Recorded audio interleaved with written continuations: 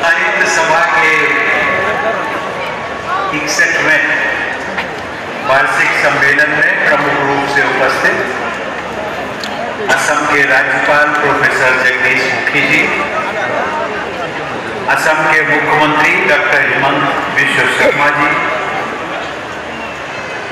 सिक्किम के मुख्यमंत्री श्री प्रेम सिंह तमांग जी, मेघालय के मुख्यमंत्री श्री कोनराड संगमा जी, विधानसभा के अध्यक्ष श्री विश्वजीत दैमारी जी, असम के cabinet minister Shri UG Brahma ji, Rajya Sabha सांसद श्री रमनवरा नाचारी जी, बोडोलैंड टेरिटोरियल काउंसिल के chief executive member Shri Pramod Boro ji, Sahitya Sabha के सम्मेलन के अध्यक्ष श्री तोरेन बोरो जी, बोडो साहित्य सभा के महासचिव श्री प्रशांत बोरो जी, ऑल बोडो स्टूडेंट्स यूनियन के अध्यक्ष श्री दीपेन बोरो जी, अन्य विशिष्ट अतिथिगण, इस पंडाल में उपस्थित सभी देवियों, सज्जनों और नौजवान साथियों, खुलुमबाय।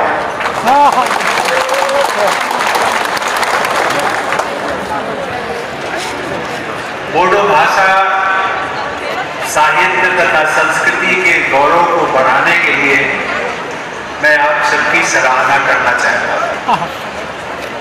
मुझे इस समारोह में शामिल होकर के बहुत प्रसन्नता हो रही है। इस सम्मेलन के सभी आयोजकों को मैं हार्दिक बधाई देता हूं।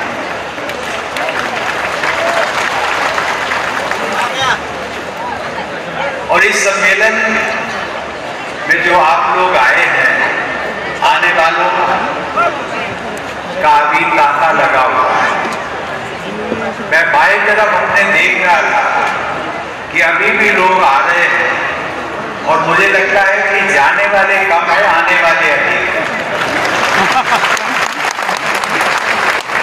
एक चीज मैंने और ऑब्जर्व की, बाएं हाथ पर जो बैरिकेड्स लगे हुए, प्रातः जब कार्यक्रम शुरू हुआ तो बैरिकेड्स के बीच में बैरिकेड से आगे हट करके बहुत सारा गैप था और पश्चात में देखा गया कि लोग आते गए और विशेष करके हमारी बहनों बेटियों में इतना उत्साह दिखा कि उनको जो हमारे वॉलंटियर्स थे उन्होंने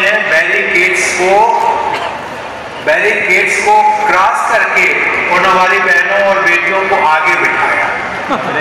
ये एक मैं दृश्य आपके सामने रखा कि बोडो भाषा साहित्य सम्मेलन जो आयोजन हो रहा है, उस आयोजन के प्रति लोगों में आकर्षण कितना है। देवियों और सज्जनों,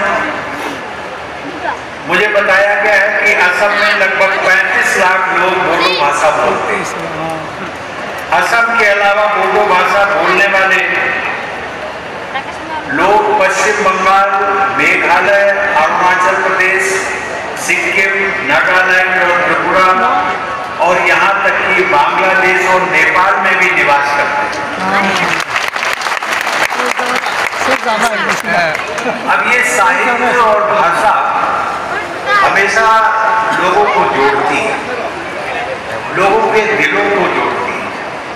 और वो ऐसी कौन सी बातें हैं भाषा में होती है जो अपनापन होता है, और वो अपनापन आज न जाने हमारे समकक्ष जो प्रदेश जिनका मैंने नाम लिया, पश्चिम बंगाल, मेघालय, अरुणाचल, सिक्किम, नागालैंड, त्रिपुरा और विदेशों से बांग्लादेश और नेपाल से भी यहाँ पर कुछ प्रतिनिधिगण आए।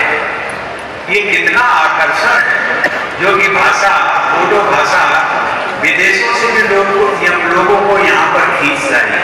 और इसलिए मैं साहित्य सभा के आयोजकों को मैं बार बार सराहना करता हूँ और उनको बधाई देता हूँ।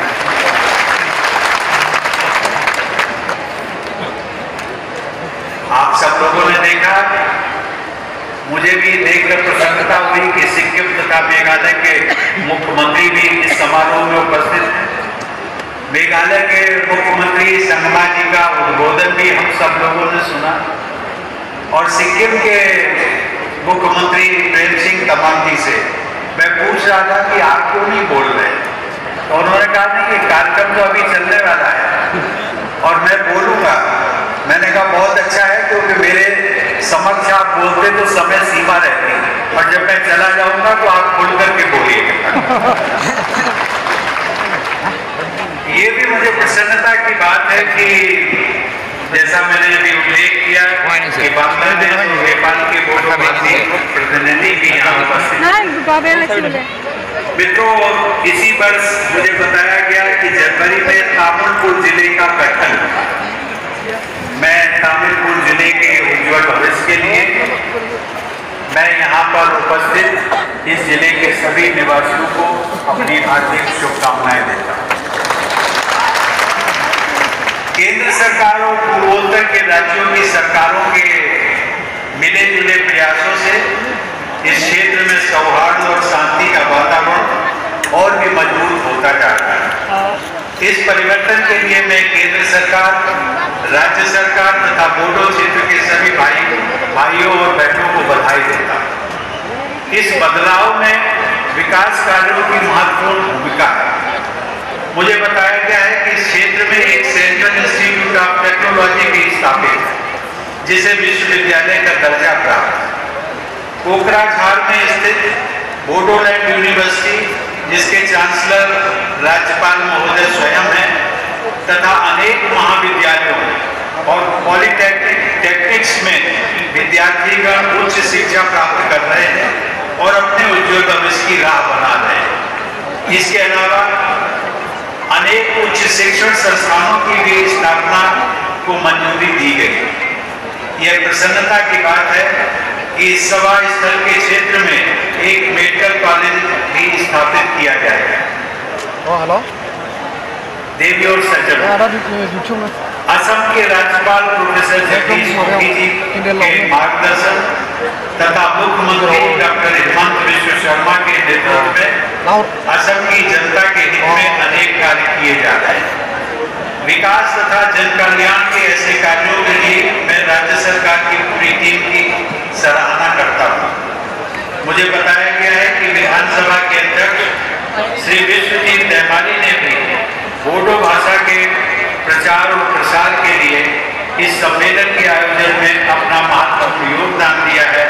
मैं श्री दैमाली जी को भी साधुवाद देता हूँ। देवी और सज्जनों, बोडो समाज के लोगों से मेरा पुराना रिश्ता है।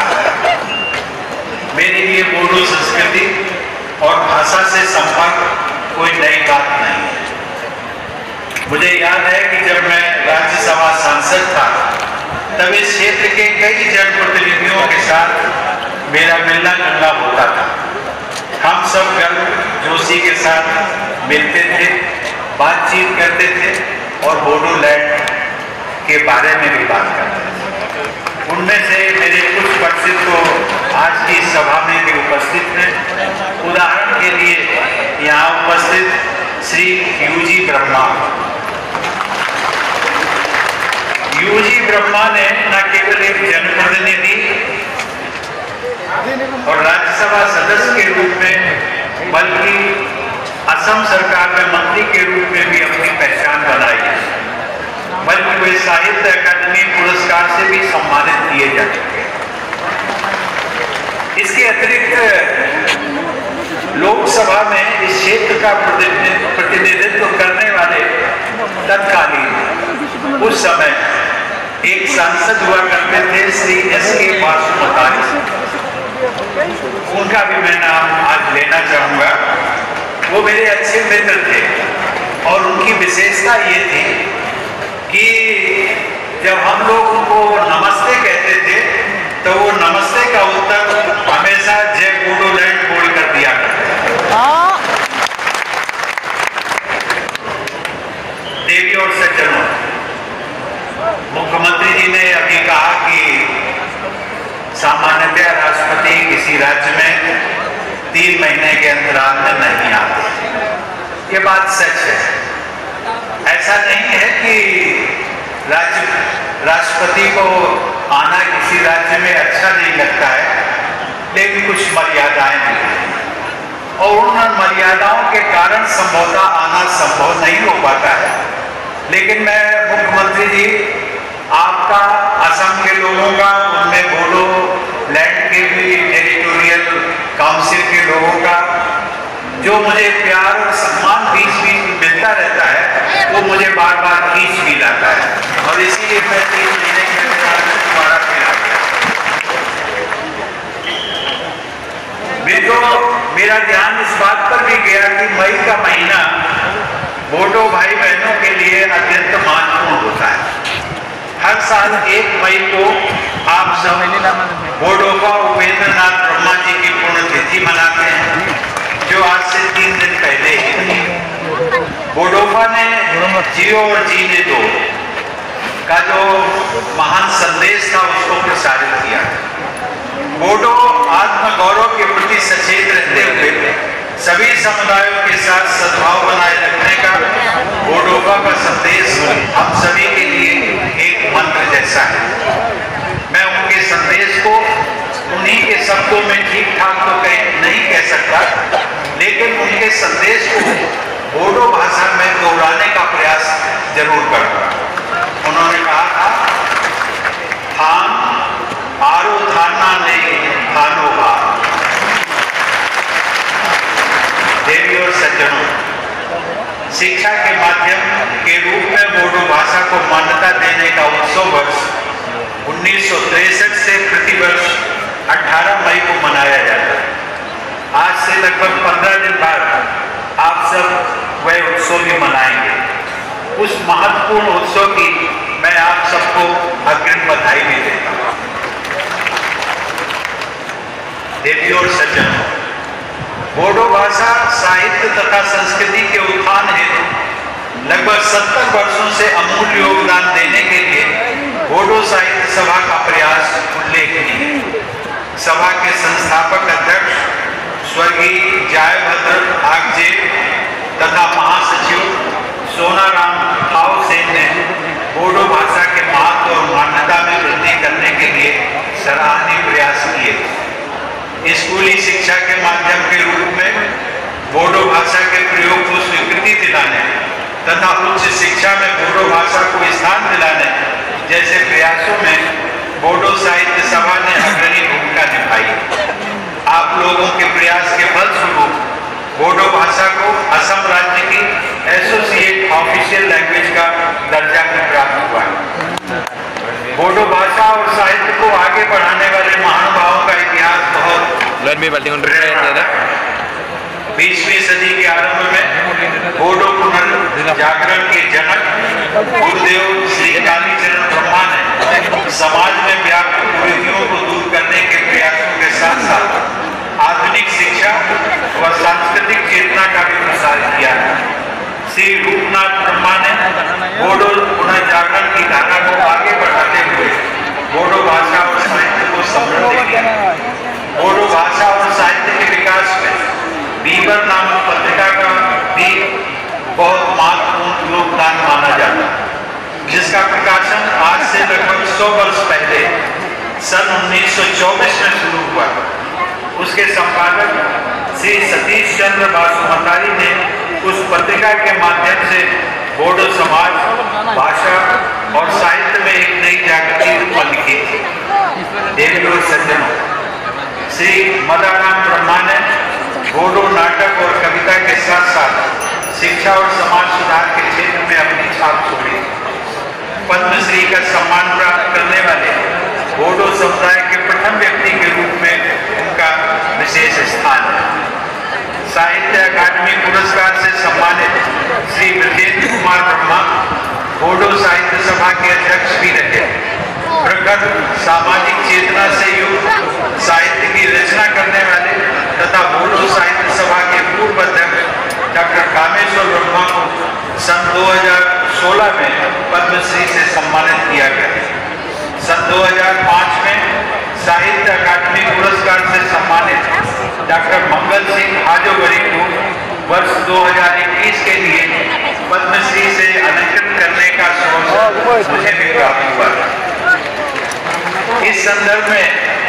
ये भी कहना चाहूँगा कि मंगल सिंह हाजूवरी और नीलकमल ब्रह्मा जैसे अनेक बोडो रचनाकारों ने पर्यावरण को बचाने की चिंता से प्रेरित रचनाएं की हैं।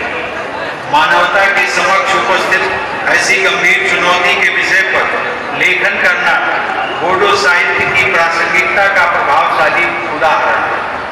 बोडो साहित्य को अनेक रचनाकारों ने समृद्ध किया है, जिनमें से समय के अभाव के कारण कुछ नामों का ही मैंने उल्लेख किया है।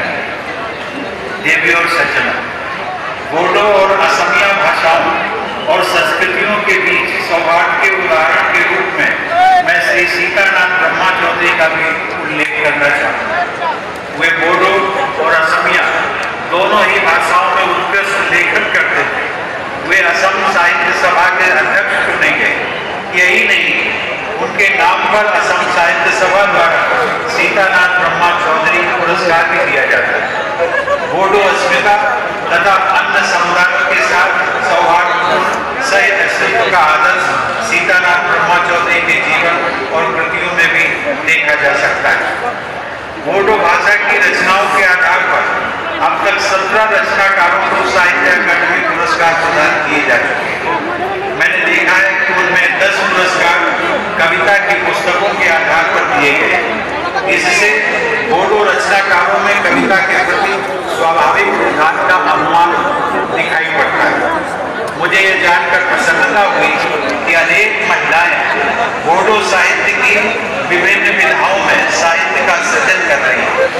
लेकिन यह भी देखने में आया है कि मौलिक रचनाओं के लिए साहित्य अकादमी पुरस्कार प्राप्त करने वाले वरिष्ठ रचनाकारों में केवल 2 महिलाओं का ही नाम है। मैं चाहता हूँ कि महिला रचनाकारों को राष्ट्रीय स्तर पर और अधिक मान्यता प्राप्त। मैं चाहूँगा कि बोडो साहित्य सभा द्वारा महिला रचनाकारों को प्रोत्साहित करने के लिए विशेष प्रयास किए गए। देवी और सज्जनों, किसी भी साहित्य को जीवंत और प्रासंगिक बनाए रखने के लिए युवा पीढ़ी की भागीदारी अत्यंत महत्वपूर्ण होती है। अतः बोडो साहित्य सभा द्वारा युवा रचनाकारों को भी विशेष प्रोत्साहन दिया जाना चाहिए। देवी और सज्जनों, बोडो भाषा को संविधान की 8वीं अनुसूची में शामिल करने हेतु संविधान संशोधन वर्ष 2003 में हुआ और उसकी घोषणा जनवरी 2004 में की गई।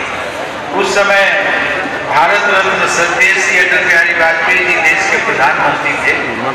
कवि हृदय वाजपेयी जी के व्यक्तित्व में भाषा, साहित्य और संवेदना के प्रति अनुराग झलकता था।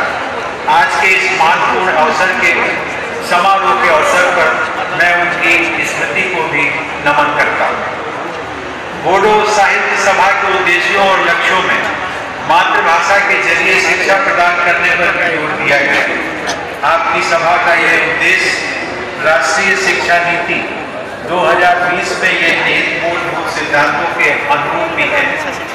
इस शिक्षा नीति में भी मातृभाषा को शिक्षा के माध्यम के रूप में अपनाए जाने की सिफारिश की गई। मुझे जानकर प्रसन्नता हुई कि बोडो भाषा में अन्य भाषाओं की रचनाओं का अनुवाद बड़े उत्साह के साथ किया जा रहा है।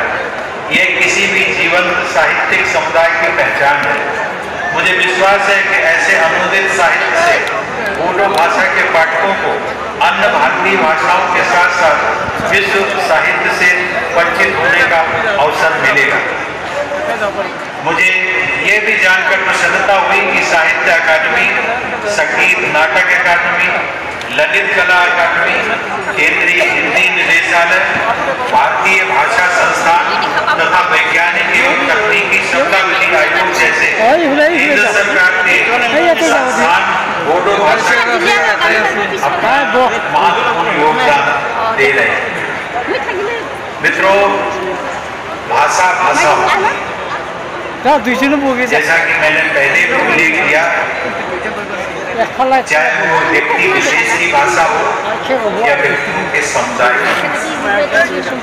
भाषा स्थानीय भाषा उस भाषा को प्रोटेक्शन संरक्षण देना, उसका प्रचार और प्रसार करना, ये समाज की भी जिम्मेदारी है और सरकारों की भी जिम्मेदारी है। मैं चाहूंगा मुख्यमंत्री जी, बोडो भाषा के प्रचार और प्रसार के लिए जितना भी प्रयास हो वो आपकी सरकार करे, मैं ऐसी अपेक्षा भी करता हूं। अंत में मैं बोडो भाषा से जुड़े सभी लोगों को ये शुभकामना देता हूं कि बोडो भाषा खूब फले फूले बोरो राव ये वालान को। धन्यवाद। जय